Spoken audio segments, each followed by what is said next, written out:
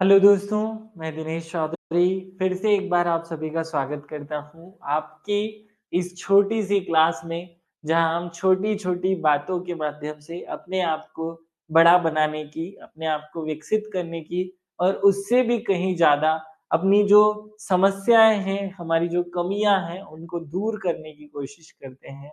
फिर से आपके सबके सामने एक छोटी-सी न्यूज़ प्रेज़ेंट कर रहा हूँ। इस 10 मिनट की एक छोटी-सी न्यूज़ क्लास में हम न्यूज़पेपर से आने वाले जो कंटेंट होते हैं, जो डाटा हमें वहाँ से मिलता है, उसका उपयोग हम अपनी मुख्य परीक्षा के लिए कैसे करना है, कहाँ पर करना है, इसको देखते हैं। इसमें से कुछ डाटा छाँट कर अपने लिए निकाल रखते हैं। ऐसी ही एक न्यूज़ अभी कुछ दिन पहले न्यूज़पेपर में छपी, नक्सलवाद से सर्वाधिक प्रभावित जिलों की संख्या 12 से घटकर 6 रह गई। बहुत अच्छी न्यूज़ है, हमारे सिलेबस में एक प्लेस पर हमें ये टॉपिक दिया हुआ है। आप देखेंगे तो राष्ट्र निर्माण एवं नैतिक अवधारणा, ये पेपर 4 के पार्ट ए जो इथिक्स है उसमें, और जो सोशियोलॉजी है वहां पर भी हमें ये काम में आएगा। वहां पर ये सशस्त्र सैन्य बल, राष्ट्रीय सुरक्षा, आंतरिक सुरक्षा, बाह्य सुरक्षा, गुप्तचर एजेंसियां, ऐसे बहुत सारे कुछ टॉपिक्स दिए हुए हैं। वहां पर ये न्यूज आपको बहुत अच्छे से काम में आने वाली है। इस न्यूज़ को मैं थोड़ा-सा डीप में जाकर के पढ़ता हूँ और आपको कुछ पढ़कर सुनाता हूँ और फिर उसमें से क्या खास-खास कंटेंट है वो आपके सामने निकाल कर रखूँगा। क्या बातें कही गई है इस न्यूज़ में, एक बार थोड़ा-सा रीड करते हैं। मुझे लगता है दिखाई दे रहा होगा आप सभी को। केंद्रीय गृह मंत्री अमित शाह ने मंगलवार को घोषणा की कि वामपंथी उग्रवाद से सर्वाधिक प्रभावित जिलों की संख्या 12 से घटकर 6 रह गई है, जो नक्सलवाद मुक्त भारत अभियान के निर्माण की दिशा में एक बड़ी उपलब्धि है।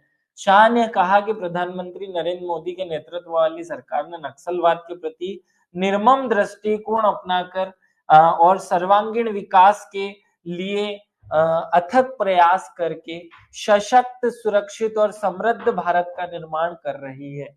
एक बहुत छोटी-सी न्यूज़ है और एक बहुत छोटी-सी बात आप सभी को यहाँ से समझाई जा रही है। इस न्यूज़ में क्या दिया हुआ है, इस न्यूज़ की जो खास-खास बातें हैं वो हम समझते हैं। उनमें क्या कहा जा रहा है वो आप सभी को फ़ोकस करना है। देखिए यहाँ क्या कहा जा रहा है कि प्रभावित जिलों की संख्या घटकर 12 से 6 हो गई।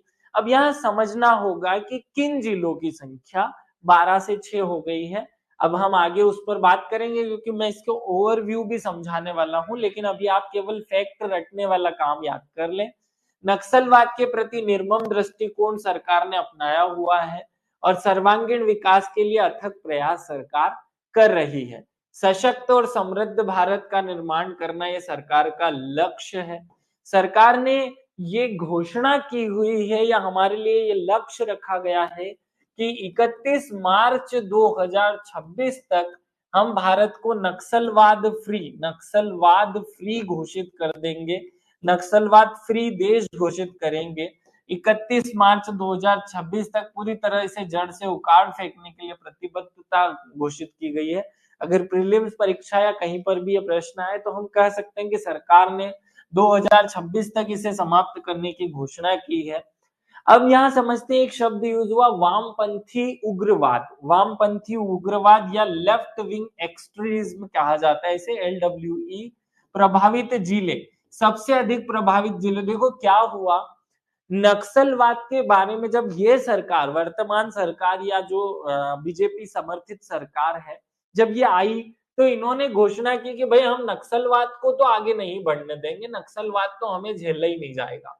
तो इन्हें नक्सलवाद से लड़ने के लिए जो रणनीति बनाई, इसको क्लियरली समझ लेना, नक्सलवाद से लड़ने के लिए जो रणनीति बनाई गई उसके तहत क्या किया गया कि दो प्रकार से जो नक्सल प्रभावित क्षेत्र थे, नक्सल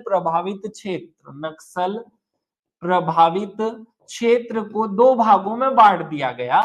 नक्सल प्रभावित क्षेत्र के दो हिस्से किए गए। एक को कहा गया वामपंथी उग्रवादी जिले, वामपंथी उग्रवाद जिले, और एक वो जिले जहां संभावित जिले, एक दूसरे जोड़े गए, संभावित जिले। अब देखो यहां शांति से समझना, हमारे पूरे भारत में जो नक्सल प्रभावित जिले की संख्या है वो 38 है। कितनी है? 38। इन 38 जिलों में से 12 जिले जो थे, इन 38 जिलों में से 12 जिले वामपंथी उग्रवाद से प्रभावित जिले थे और 26 जिले जो हैं वो संभावित उग्रवाद से प्रभावित जिले थे, इसलिए दो नाम दे दिए गए। तो पहला वाला जो वामपंथी उग्रवादी जिले हैं उनकी संख्या 12 थी, जहां रोज कोई ना कोई घटना घटित हो नक्सलवाद की, जहां नक्सलवादी बहुत एक्टिव हो, रोज कुछ ना कुछ गड़बड़ी करते रहते हो, उन जिलों को कहा गया वामपंथी उग्रवादी जिले। अब सरकार ने कल के न्यूज़पेपर या 4-5 दिन 10 दिन पहले के न्यूज़पेपर में कहा कि वामपंथी उग्रवादी जो जिले थे उनकी संख्या 12 थी आज से 2 साल 3 साल पहले, जो घटकर के 6 हो गई है, जो सरकार द्वारा किए जा रहे प्रयासों को प्रदर्शित करती है। अब ये बात आपको पूरी तरह समझ में आ गई होगी। 2015 में लाई गई ये शब्दावली है, कौन सी शब्दावली? वामपंथी उग्रवाद। क्योंकि मैंने कहा ना कि ये जो नई सरकार आई इसने इसको निपटने के लिए कि नक्सलवाद को खत्म करना है, इसको दो भागों में बांटो। एक वो एरिया जहां बहुत ज्यादा नक्सलवाद है उसे कहो वामपंथी उग्रवादी जिले, और दूसरे वाले जो जिले थे उनको कहा district of concern. District of concern मतलब ऐसे जिले जहां चिंता है, जहां ऐसी कोई गतिविधि होती नहीं है लेकिन हो सकती है। तो 2021 में डिस्ट्रिक्ट ऑफ कंसर्न बनाए गए वो जिले जहां पर थोड़ी बहुत मात्रा में ये उग्रवाद या नक्सलवाद है।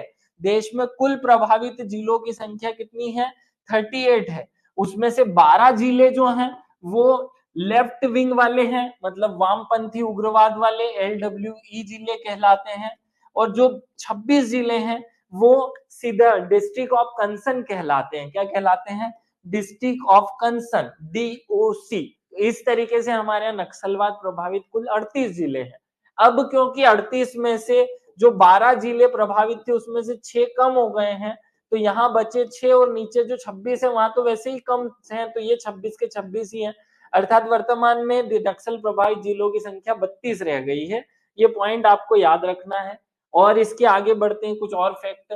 मध्य प्रदेश जो है उसमें कौन सा वाला नक्सलवाद प्रचलन में है भैया, ये भी याद हो।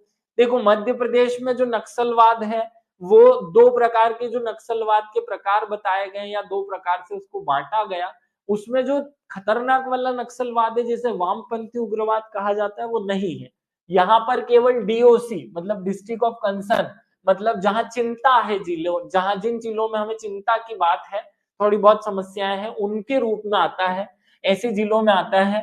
LWE में मध्य प्रदेश का कोई भी जिला नहीं है।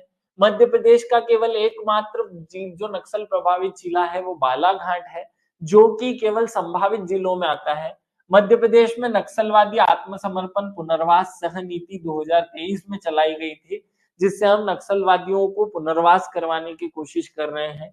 मध्य प्रदेश में कोबरा बटालियन नाम से पुलिस की एक बटालियन बनाई गई थी, जिसका फुल फॉर्म होता है commando battalion for resolute action. ये 2008 में बनाई थी, जिसका नाम कोबरा बटालियन है, और ये केवल और केवल नक्सलवाद के विरुद्ध लड़ने के लिए बनाई गई थी।